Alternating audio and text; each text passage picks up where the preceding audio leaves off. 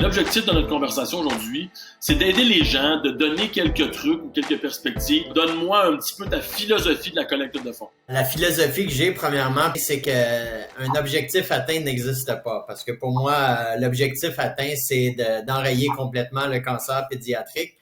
Premier petit truc, peut-être, c'est de dire tout le temps qu'on peut toujours monter notre objectif. C'est certain que lorsqu'on arrive à 700, 800, 900, ça peut inciter certains donateurs à vouloir faire le dernier petit coup pour nous permettre d'atteindre notre objectif. Donc là, je vous dis des secrets. Une fois que j'arrive à 1000 et que quelqu'un m'a donné le dernier petit coup, ben l'objectif devient 2000 $ et j'espère que la même chose va se répéter pour quelqu'un qui va me voir à 1007 puis qui va vouloir donner le dernier petit coup.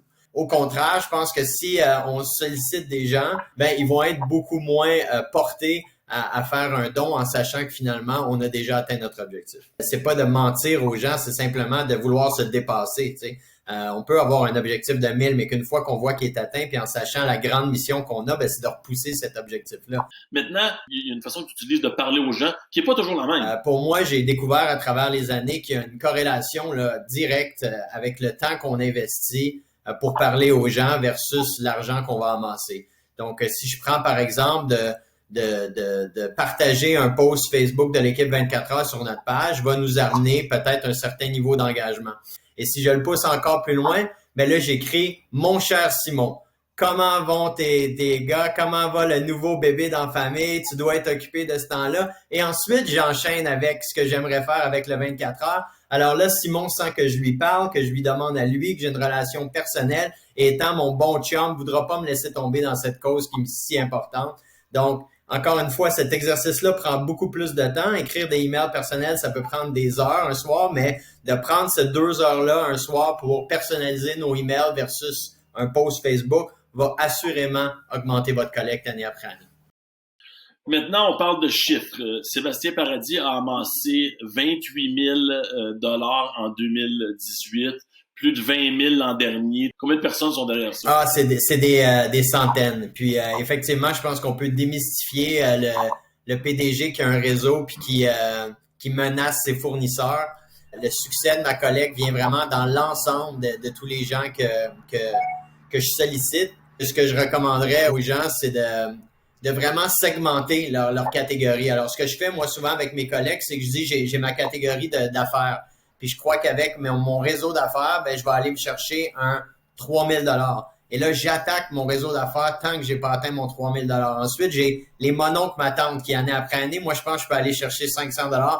J'ai mes amis, j'ai des gens que j'ai supportés dans d'autres causes et je segmente un peu mes groupes en mettant des objectifs personnels pour chaque groupe. Puis à ce sujet-là, je dirais aussi que c'est important de permettre aux gens de donner un don qui est beaucoup plus humble, surtout en ces temps difficiles comme cette année. Il semble que, étant donné qu'ils ont donné 500 $ dans les années passées, de donner moins 500 serait vu comme inacceptable peut-être. Même à des gens qui ramassent 20, 25, 30 000 $ comme moi, j'ai beaucoup de dons de 25, 40, 50 $. Et c'est vraiment la somme de ces dons-là qui arrive à un résultat intéressant. Qu'est-ce que tu réponds aux gens qui disent « Ouais, mais il m'a pas répondu » ou « J'ai peur d'être trop à la dernière minute ». Je pense qu'il n'y a personne qui va être premièrement vexé de se faire demander de contribuer à la cause des enfants. Deuxièmement, moi, une technique que j'utilise, c'est il y a beaucoup de gens, des fois, parfois, sur un post Facebook ou un email initial qui vont dire « Super belle cause, Seb ». C'est sûr que je veux faire partie de ta collecte cette année, compte sur moi, mais on regarde dans les faits et les dons sont pas arrivés. Ce que je me permets de faire avec ces gens-là, c'est simplement un rappel. Je suis à 48 heures de m'élancer pour courir pendant X nombre de kilomètres.